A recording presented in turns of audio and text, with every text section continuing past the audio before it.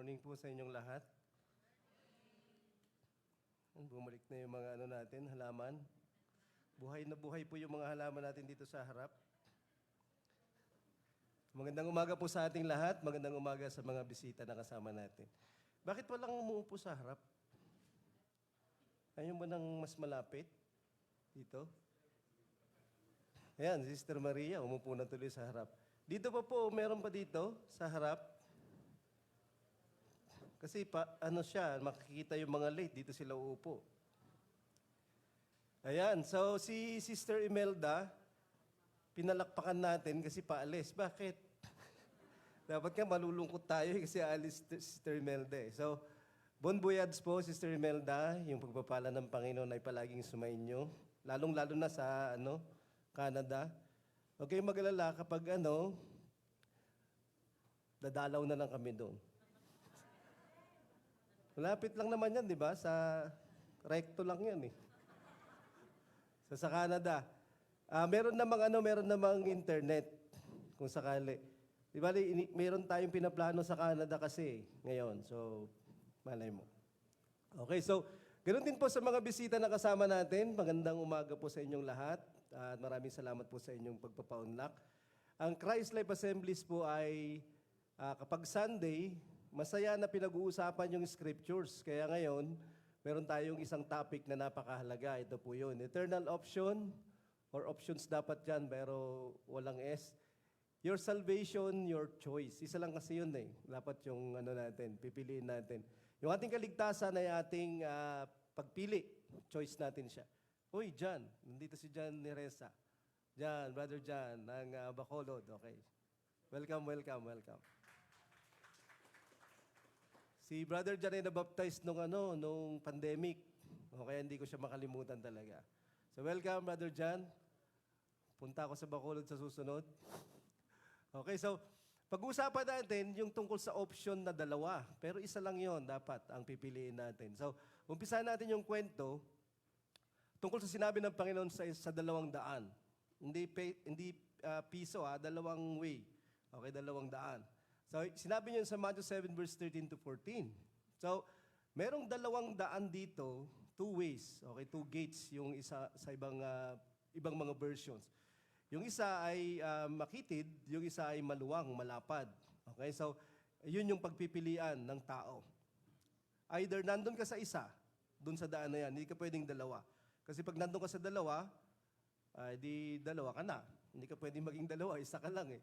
So, pero sabi niya, maluwang yung pintuan at malapad yung daan patungo sa distraction, kapahamakan. Kasi yung daan na yon, mind you, meron siyang dulo.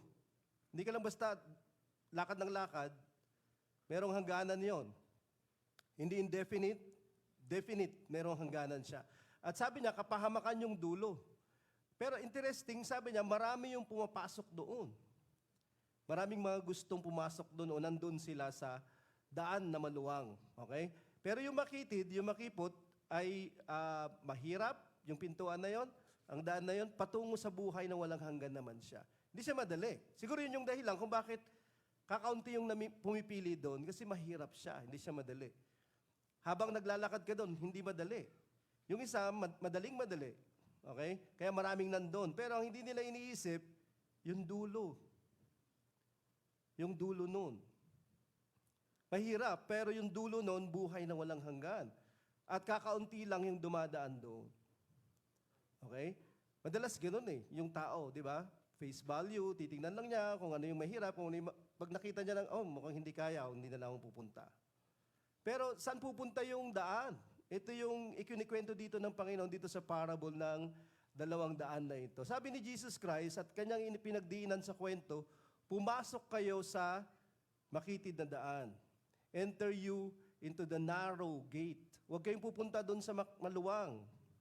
Ito yung examination na alam mo na kaagad kung ano yung lalabas na sagot, pero mari pa rin yung sagot ng madami.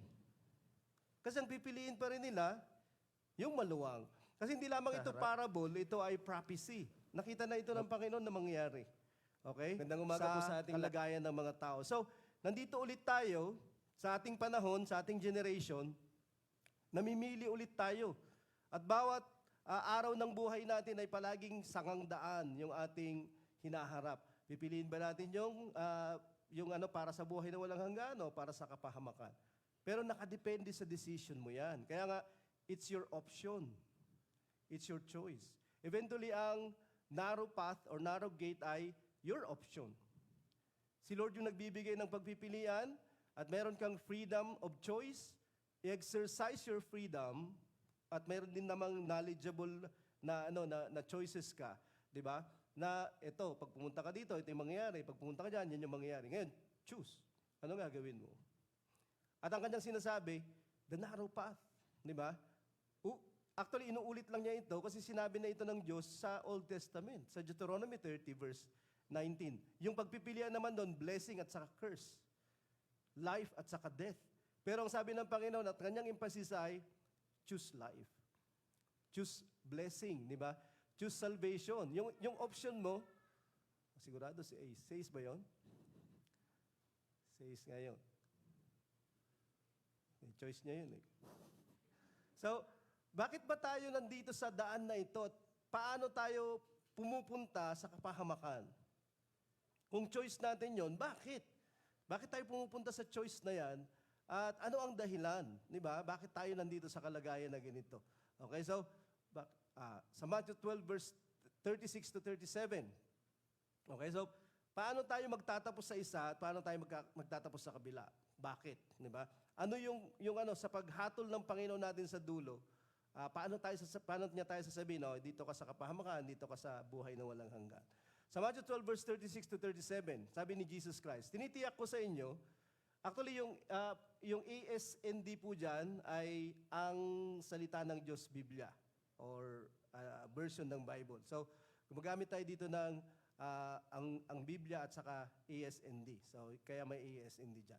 Sabi ni Jesus Christ, tinitiyak ko sa inyo na sa araw ng paghuhukom, okay, at tayong lahat ay huhukuman, haharap tayo sa Diyos isang araw, mananagot ang bawat isa sa mga walang kwentang salitang binitawan niya, sapagkat ibabatay sa mga salita mo kung paparusahan ka o hindi. Okay, so yung mga mga reactions natin na verbal sa mga kalagayan natin at sa mga tao. At minsan may mga ganun na mga tao, di ba? Mabilis silang magsalita. Lalo na kapag sila ay punong-puno ng emosyon. Dahil galit sila sa tao, galit sila sa kalagayan, tumutugon sila sa mga ginagawa sa kanila o sinasabi sa kanila.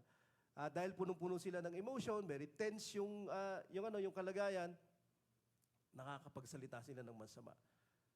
Nakakapag-swear, nakakapag-curse, nakakapagmura yung mga tao. Na kung pwede lang sana, di ba, saktan mo na lang yung tao, pero hindi, yung iba talagang nagsasalita. Yung iba nga, traffic lang eh. Okay, di ba? Yung mga rage, road rage na tinatawag. Di ba? So, sabi ng Panginoon, mananagot tayong lahat sa mga sinabi natin. By your words, you will be condemned o kaya rewarded. Okay? Ano pa? Romans 2 verse 6.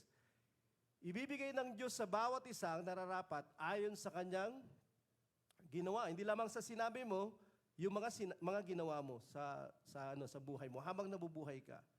Ito yung nagdi-determine nasaan tayo sa daan na sinasabi ng Panginoon.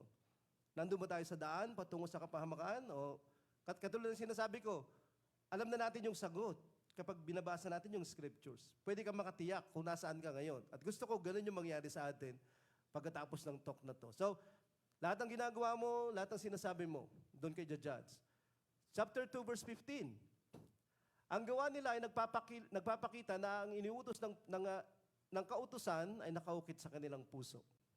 Para bang meron daw built-in na nagsasabi sa atin ng mali at tama sa loob natin.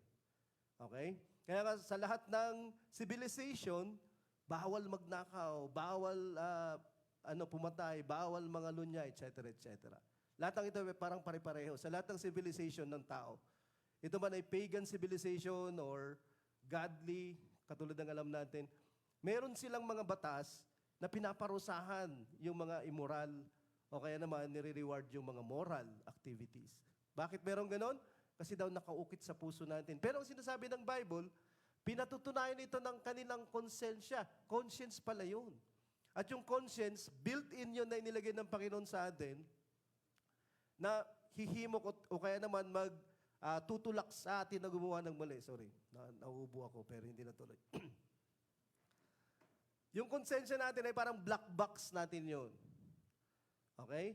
Ang black box, di ba, kapag yung eroplano, may nangyari sa kanya, hahanapin yun at malalaman kung ano yung nangyari habang yung eroplano ay nasawi kung sakali. Okay, so sabi niya dyan, meron tayong ganun konsensya. At yung konsensya na yun, yun yung nagsasabi sa atin, huwag mong gawin yan. Yun yung nagsasabi sa atin na gawin mo ito. Okay? Yun yung nagtutulak sa atin. Kung sakali, para bang yun din yung sa atin, nagja-judge sa atin, ginawa mo yun ah. Diba? At the back of your mind, parang may nagsasabi sa'yo kahit walang nakakita. Diba? Sabi nila, konsensya daw yun. Okay? So, yung konsensya natin, yun yung nasa loob natin. Ipapaliwanag ko sa inyo kung ano yun. Sa Proverbs 23 verse 7, merong interesting na verse dito. Okay? Dito sa verse 7, sabi niya, sapagkat kung ano ang iniisip niya sa loob niya, gayon siya. Bakit natin ginagamit itong verse na to? Kasi very interesting yung itong verse na to sa English.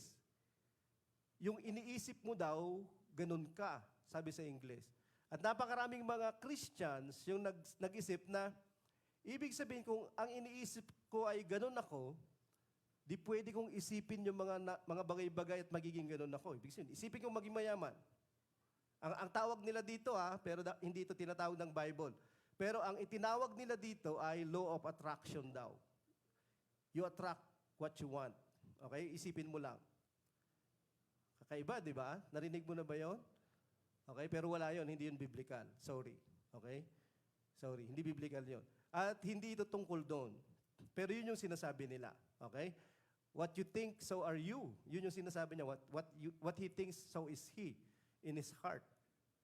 Pero hindi yun yung sinasabi niya. Kasi yung kalahati ng verse, sabi niya, kumain at uminom ka. Sabi niya sa iyo, ngunit ang puso niya ay hindi sumasa iyo. Kasi kung ito ay tungkol sa law of attraction, o kaya naman you create your own reality in your mind, okay, gusto mo magkaroon ng kotse, so yun yung palagi mong ginugusto, kinikreate mo sa isip mo, tapos ang sinasabi na, magkakakotse ka. Kung gagawin natin yun, magkakakotse ba tayo next week? Hindi ko nga alam kasi kung lahat sana ng kung totoo yun Pero sasabihin pa rin nila sa'yo, magtrabaho ka ng maayos, etc., etc. Yun yung pupuntahan noon, di ba? Nagtatrabaho ka kasi, hindi dahil sa, you're just creating reality in your mind. So, hindi tayo God to do that. Pero, itong verse na to, yun yung kanilang pinagbabasihan. Pero hindi yun yung ibig sabihin nito kasi, yung sumunod na verse, hindi ito tungkol sa sinumang tao, kundi patungkol sa isang tao na habang kumakain ka o pinapainom ka niya, pinapakain, meron siyang iniisip sa puso niya. Okay? Interesting kasi kapag titignan mo na siya sa context, di ba, palagi natin pinag-usapan yung context. Ano yung verse bago itong verse na binabasa mo at yung after ng verse na binabasa mo. Yun yung context niya. So, tignan natin yung context nito buuin natin. Verse 6, isama natin yung verse 6, mabubuo yung kwento. Tinapay ng kuripot ay huwag mong kainin. The stingy or greedy, di ba? O kaya naman yung mga maramot. Ninasain mo man ang kanyang masarap na pagkain sapagkat kung ano ang iniisip niya sa loob niya, ganun siya. At sabi niya, kumain ka, uminom ka, pero sa totoo lang, di ba, hindi talaga niya gusto na kumakain ka, naubos na niya, biniling na niya, binaliktad na niya yung bangus. Di ba? May mga ganon na tao. Ito yung sinasabi nito. Ang Proverbs ay tungkol sa mga good at saka bad, sa evil at saka righteous or kaya naman wise o kaya unwise, foolish o kaya wise na mga tao at yung mga gawain nila. Okay? So, kaya lang ito, nandito yung thought life ng tao na pwede siyang mag-create ng facade at magkaroon siya ng double na pagkatao. At inire-reserve palagi natin yung katotohanan sa loob-loob lang natin. Di ba? Maintindihan mo to kapag alam mo yung kwento nung yung isang foreigner na hindi taga Pilipinas, tapos nag-imbita siya ng mga bisita sa bahay niya, tapos gusto niyang i-please yung mga Pilipino. So sabi niya habang kumakain sila, kumain lang kayo ng kumain, walang hiya. Foreigner siya. So hindi niya alam, di ba? Na dapat meron pang Buti nga hindi sinabing mga walang hiya kayo, di ba? Pero hindi niya gustong sabihin yun. Ang gusto niyang sabihin talaga, huwag kayong mahiya. Di ba? Pero kapag hindi, foreigner yon at Pilipino yon at yun sinabi niya, kain na kayo ng kain. Sige, walang hiya. Alam mong hindi totoo yun. And alam mong hindi maganda yung taong yun mag-isip. Yung iba, sinasabi nila yung totoo. Yung iba, hindi nila sinasabi yung totoo. Pero, sa araw ng paghuhukom, huhubaran ni Lord tayo dun sa mga bagay na nangyayari sa iniisip natin habang ginagawa natin, habang nakikipag-relate tayo sa ating kapwa. Yun yung sinasabi ng chapter 2, verse 16 kanina ng 15 kanina ng Romans. At itutuloy pa yan sa verse 16. Ayon sa magandang balita na tinuturo ko, ang konsensya ay pagbabatayan din sa araw na hahatulan ng Diyos sa pamamagitan ni Jesucristo ang lahat ng lihim ng mga tao. Yung konsensya natin, masigit pa sa thought life, yung iniisip natin. Pero yun yung nagdidikta madalas ng kung ano yung tama at mali. Kaya lang, yung sinasabi ko kanina na kwento nung taong, sabi niya, kain ng kain, walang hiya. Minsan, yung ating konsensya, nakukurap yun. Na kung ano yung palagi nating ginagawa at pagsalungat dun sa kanyang inililid o ginagabay sa atin. Eventually, tinatawag ito ng Bible na hinirohang bakal na konsensya. Manhid. Di ba? Hindi na siya sumisigaw sa loob mo. At papayagan ka na lang niya na gumawa. Anyway, ikaw naman yung magdi-decide sa anumang paraan. Pero isang araw, itong black box na ito ng thought life natin, bubuksan yan. So yung thought life natin, yung verbal na pinagsasabi natin, yung lahat ng pinagagawa natin. Lahat ng ito, i-expose ng Panginoon lahat. Okay? So ganoon tayo, hahatulan ng Panginoon isang araw. Ganoon niya tayo gustong kilalanin, hindi lamang sa ating superficial at facade, katulad ng ating inilalabas sa ating kapwa. So, pero, ito yung point. Madaming mga tao nag-iisip, kailan ba nagsimula yung kasalanan sa atin? Kailan ba nagsimula talaga tayo na naging mali sa harapan ng Diyos? Di ba? Kasi ang sinasabi ng iba, minana natin yung kasalanan sa mga ninuno natin. Like si Adan at si Eva. Di ba? Minana lang natin yung kasalanan. Yun yung pananaw ng madami. Okay? So, Deuteronomy 14 verse 16. Buti na lang may Bible na pwede nating tingnan. Hindi dapat patayin ng magulang dahil sa kasalanan ng kanilang mga anak. Okay? So kung makasalanan yung mga anak at yung mga magulang ay buhay pa, hindi pwedeng magdanas yung mga magulang dahil sa kasalanan ng mga anak. O kaya kapag pumatay yung anak, tapos pinuntahan ng mga pulis yung bahay, tapos wala doon yung anak na pumatay, nakita yung mga magulang, huhulihin yung magulang. Hindi pwedeng ganun yung hustisya. Kasi hindi yun just. Diba? Ganun yung sinasabi ng Bible. Pero ganun din, sinasabi niya, yung mga anak din dahil sa kasalanan ng mga magulang, hindi pwedeng magdanas. Hindi pwedeng dahil sa kasalanan ni Adan at Eva, tayo ay magdadanas ngayon. Dahil sa tinatawag nilang original sin. Actually, ito yung invento ng Catholic Church, pero wala siyang basihan sa Scriptures. Meron tayong inclination to sin, pero hindi tayo ipinanganak na mayroong kasalanan. Okay? Ipinanganak na may kasalanan. Diba? Ezekiel 18 verse 4, Ezekiel 18 verse 20, binabanggit din yan. Hindi tayo nagmana ng kasalanan, pero tayo ay inclined to sin. Kasi isa yun sa ating mga choices sa ating free will. Merong evil, merong good sa harapan mo. So, hindi totoo yun. So, kung hindi totoo yun, kailan tayo nagsimulang magkasala? Okay? Titingnan natin yung anatomy ng sin. Numbers 14 verse 18. Ang Panginoon ay mabagal sa paggagalit at sagana sa tapat na pag-ibig. Nagpapatawad ng kasamaan at ng pagsuway, sabi niya. Ngunit kailanman ay hindi pinapawalang sala ang may sala. Kung may kasalanan ka, paparusahan ka ni God. Dinadalaw ang kasamaan ng mga magulang sa mga anak sa ikatlo at sa ikaapat na salinlahi.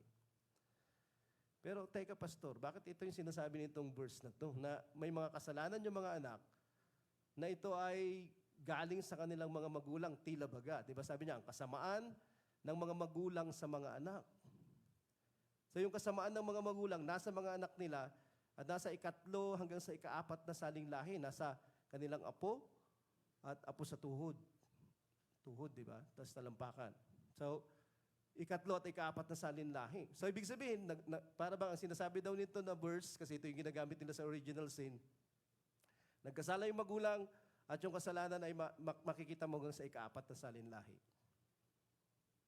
Yan ba yung sinasabi ng verse? Ang sinasabi niya, dinadalaw ang kasamaan ng mga magulang sa mga anak. Pero hindi sinabing minana nila yung kasalanan. Kasi unfair nga yun eh. Anong justice yun? Di ba? Kala ko ba just, matuwid yung God, righteous siya, di ba?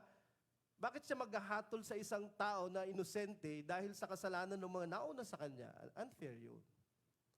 Unfair yun, di ba? Merong ibang ibig sabihin nito kung sakali, di ba? Makikita mo pa yung mga verses sa Exodus 20 verse 5, 34 verse 7, na tila ba ganun yung sinasabi niya. Ngayon, ito yung option natin. Maring ang ibig sabihin nito is, yung mga kasalanan nila ay nagaya ng mga anak nila hanggang sa ikatlo at ika-4 na saling lahi. Kasi pwede mong gayahin yung mga actions, yung mga salita ng mga tao. Diba? Sa paligid mo, sa family mo. Yun yung mga kasalanan kanina na hahatulan ng Panginoon. Diba? Thoughts, verbal, at saka yung actions mo. So, kaya lang pwede mong gayahin yun sa mga nakikita mo. Okay? Kasi, cute yung mga bata eh. Pag pinapanganak sila, cute nga ang tawag mo eh. Kahit na kung ano-anong ginagawa, cute pa rin sila, di ba? Hindi ka nga na-offend eh. Pero kapag na to, 20 years old, tapos nagwiwi siya sa tabi, di na siya cute. Di ba? Hindi mo na yung patatawarin. Okay? So, may nangyari kung sakali. Sa Romans 5 verse 12, dumating ang kasalanan, sabi ni Paul, dahil sa paglabag ng isang tao, si Adan. Okay?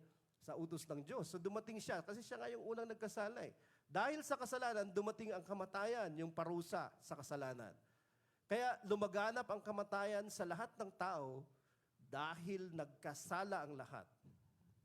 Totoong may nagpasimula ng kasalanan at dahil doon, pumasok na yung kasalanan sa mundo at yung kanyang kaparusahan. Pero, nagkasala kasi lahat, kaya yung lahat ay parurusahan ng kamatayan. Ibig sabihin, naging guilty yung lahat. Sila mismo nag-decide to do it. Kaya sila nagkasala. So, ang kasalanan ay hindi minana, pinagdesisyonan. Hindi siya, mana, kundi ito ay choice natin. Deuteronomy 1 verse 39. Paano ba siya nagsisimula, yung kasalanan sa buhay natin?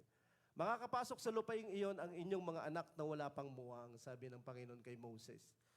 Nung papasok na yung Israel from Egypt sa Promised Land. Ang mga papasok, mga anak na walang muwang. Sabi nila, mahigit 1,000,000 yung mga tao na ito mula sa Egypt. Kaya nga natakot yung mga Egyptians eh. Di ba? Na dumami sila ng ganon after maraming mga taon ni Israel sa Egypt. So sabi niya, sabi nila 1,000,000 mahigit sila or sabi nga 2,000,000 pa nga yung iba, sinasabi nila. Pero sabi dito, yung mga anak na walang muwang yung papasok. 40 years sila sa ilang bago sila pumasok. So ibig sabihin, walang makakapasok na lumabas mula sa Egypt. Kasi ang papasok lang doon yung mga walang muwang eh. Actually, ang sinasabi dito, lahat ng mga ipinanganak sa wilderness, sila lang yung papasok. 20 years below. Nung nandun na sila sa gate ng Promised Land, 20 years below yung papasok. Kahit si Moses na nag-lead sa kanila out of Egypt, hindi nakapasok. Dalawa lang yung original na lumabas sa Egypt yung nakapasok. Si Joshua, saka si Caleb. Yun lang dalawa. At saka yung 20 years below. Yun yung mga yon. Mga anak na wala pang muwang, sila yung makakapasok. Anong ibig sabihin nun? Walang mga muwang. Ito ay ang salita ng Diyos. Biblia, ang Biblia sa Tagalog, ABT. Mga anak na hindi nakakaalam ng mabuti o ng masama. Anong ibig sabihin ng hindi nakakaalam ng mabuti at masama? Ibig sabihin, mayroong stage sa buhay natin na hindi natin alam kung mabuti o masama yung ginagawa natin. Di ba? Hindi dahil sa meron kang disability. Okay? Meron tinatawag na age of innocence. Yun yung time na pwede mong iniisip na pwede mong isaksak yung daliri mo dun sa power, ano bang tawag dyan? Sa saksakan, di ba? Hindi mo alam kung ano yung mabuti at masama, di ba? Pupulutin mo yung lahat, tapos kakainin mo lahat. Bata ka pa noon. Hindi mo pa alam yung tama at mali. Kaya pupupo ka sa kabila, wiwi ka dyan. Puro ka-selfisan, pero cute ka lang niyan. Okay? Walang muwang. Okay? Parang ganito. So yung edad na yan, walang muwang. Kasi hindi niya alam yung mabuti at masama. Ibig sabihin, yan yung edad na hindi ka pwedeng magkasala. Hindi ka pa pwedeng magkasala. Okay? Sa magandang balita, Biblia, ito yung nakalagay.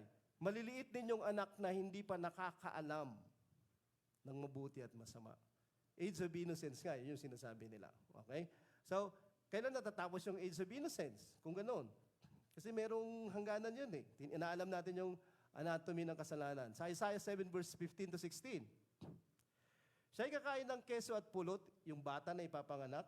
Siya'y natutong tumanggi sa kasamaan at pumili ng mabuti. Merong stage sa buhay natin na alam na natin yung mabuti, alam na natin yung mali. At pinipili na natin yung mabuti, yung masama, hindi na, tinatanggihan natin. Pero merong stage sa buhay din natin na hindi natin alam. So, tatanggapin lang natin lahat. Pero tumitigil yon kapag dumating na tayo sa stage na ganito. Okay? Bago malaman ng bata na tumanggi sa kasamaan at pumili ng mabuti, etc., etc. So, merong ganong stage ng buhay natin. Alam na natin, masama to, mali yan. Pag nangyayari yun, anong ginagawa natin?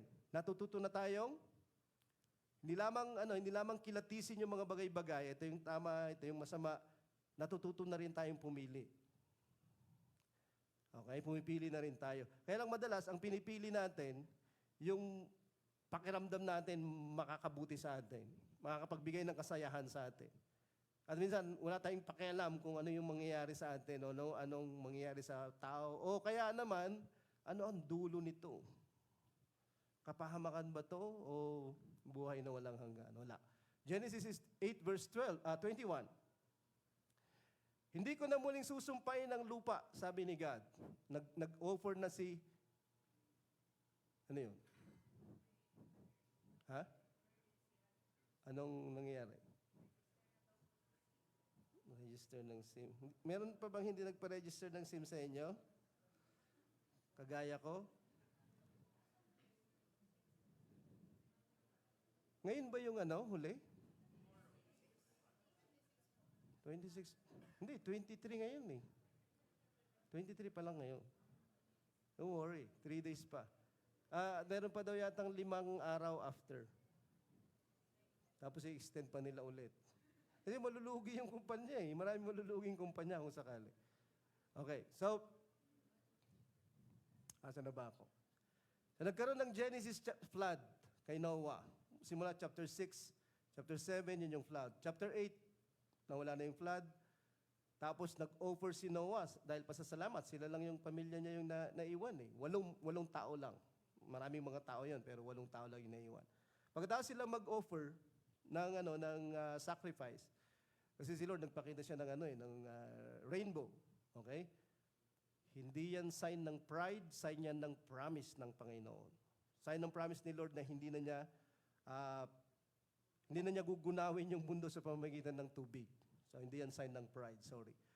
Sabi dito, after ng kanilang pagsasacrifice, hindi ko na muling susumpay ng lupa dahil sa ginawa ng tao. Kahit alam kong makasalanan ng tao mula ng bata pa siya. Ang kasalanan, sabi ng Panginoon dito, ay nagsisimula nung bata pa siya. So, gaano kabata yung bata? Ganito ba yun? O ganito ba yun? Anong edad yung bata? Okay, so yung word na bata dyan ay yung Hebrew word na ang ibig sabihin ay dalawa. Child or youth. Pero kapag titingnan mo yung concordance, okay, 47 times na ginamit yung word na yan sa Old Testament. 46 times, ito ay patungkol sa kabataan. Ang ibig sabihin ng kabataan, minor de edad. Bago yung bago 18, bago 21, lalaki, babae. Okay, so sa atin yon. Sa kanila kasi mas mas bata pa. So, bata yun, bata. Nakakapag-isip na siya ng tama at mali. Okay, siguro 7 years old pataas. Kailan ka ba huling nangupit na kinabahan ka? Yun sa'yo. Yung iba naman, medyo mas later, yung iba naman mas sooner. Depende yung kanilang environment. Okay? Siguro yung iba, May pagkain sila palagi, kaya hindi sila nang uumit, di ba? Yung iba naman, didiskarte sila. Depende yan, di ba? Kung sakali. So, naitutulak ka. Pero ikaw pa rin yung matututo. Ikaw pa rin yung mamimili kung sakali. Kaya lang, nagsisimula siya. So, nagsimula kang walang kasalanan kasi walang original sin. Meron kang age of innocence. Okay? Kaya lang, nabibreak yung age of innocence. Hindi ko lang alam, because of want, because of light, because of your condition, environment, whatever. Pero, again, it's always your choice. Kung gagawin mo o hindi. Hindi mo pwedeng sabihin, kasi mahirap kami. Napakayaman ni Adan at ni Eva, kumain pa rin sila dun sa pinagbabawal. Okay? Huwag mo sabihin, hindi ko kilala si God. Kilala nila si God eh. Kinain pa rin nila yung puno eh. Kinainan pa rin nila yung puno. So, hindi siya viable o kaya naman credible na sagot. Jeremiah 3 verse 25, sabi niya dyan, dapat nga po kaming magtago dahil sa hiya, dahil kami at ang mga ninuno namin ay nagkasala sa inyo, Panginoon namin Diyos, mula sa kabataan namin, from our youth up to now. Ang kasalanan is from your youth. From the time na alam mo na yung tama at mali at you can choose from evil to good kung ano man yung gusto mong gawin. So doon nagsisimula yung kasalanan kung sakali. Kung magkasala sila sa inyo, sabi ni Solomon, di ba?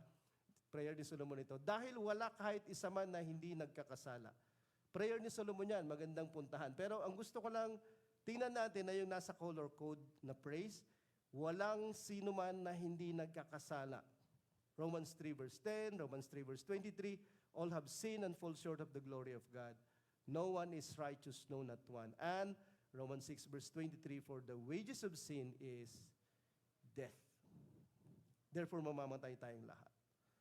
Kasi walang sino man sa atin na hindi na-break sa kanya yung age of innocence kapag matanda na siya. Not unless meron kang disability sa isip. At pwede mong sabihin, paano yung mga merong disability sa isip? Well, si Lord yung nakakaalam nun, kung sakali. Paano yung mga tumanda sila, tapos biglang nagkaroon sila ng disability sa isip?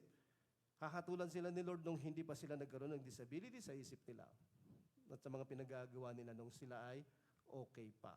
Okay, so, Isaiah 59 verse 2, ang inyong mga kasalanan nang siya naglayo sa inyo sa Diyos, tinalikuran na kayo dahil sa kasalanan, ang dalangin ninyo, hindi na niya pinapakinggan. Makahirap na nung kalagayan ng tao eventually. Okay? So, lumayo na ng lumayo yung tao. Kaya nga, yung tao, inahalin tulad sila sa lost sheep or lost na mga tao. Na kinakailangan silang puntahan, hanapin, tawagin. Kasi kapag hindi, kahit yung mga sarili nila, hindi na nila kilala. Pinanggalingan na nila, hindi nila alam kung paano balikan. Kasi Jesus Christ ay dumating. Luke 19 verse 10. Diba? To seek and to save the lost. Yun yung pinunta dito ni Jesus Christ. Aside from, diba, mag-heal siya, magpapakain siya, etc., etc. So, 2 Corinthians 4 verse 4. Mas higit pa dun sa kasalanan natin na pinili natin, mas nagiging maganda pa yung kasalanan sa atin. Dahil may tumutulong sa atin na pagandahin siya. Ayaw nilang maniwala sa magandang balita dahil ang kanilang maisipan ay binulag ni Satanas. Na naghahari sa mundong ito. Okay? Binulag niya sila para hindi nila maintindihan ang magandang balita tungkol sa kapangyarihan ni Kristo na siyang larawan ng Diyos. So, nung dumating yung Panginoon para hanapin tayo, para tawagin tayo, tayong mga lumayo dahil sa kasalanan natin. Dahil sa sarili nating pagpili. Meron pa ngayon isang voice pa o boses pa na nagsabi, wag, pumunta ka dito. Hindi, ito yung tingnan mo, wag doon. At lilituhin ka, dadayain ka, tapos ubos na yung oras mo. Hindi ka na, kahit na alam mo, hindi, tinatawag ako ni Lord eh. Hindi, alam kong namatay si Jesus Christ para sa akin. Kahit na alam mo yun, na kinakailangan mong maligtas. Kahit na alam mo na si Jesus Christ long time ago, tinatawag ka na niya. Lumapit ka na sa akin, dapat maligtas ka na kasi may pupuntahan ka, hindi mabuti. At alam mo kung bakit alam natin na ito ay seryoso? Jesus has to die for that. Kung hindi seryoso yung dulo, hindi na mamamatay yung God para sa akin. Hindi na mamamatay yung God para sa iyo. Huwag kang magpadaya sa iniisip mong dahilan kung bakit hindi pa ako lalapit kay God. Hindi ko ba siseryosohin yung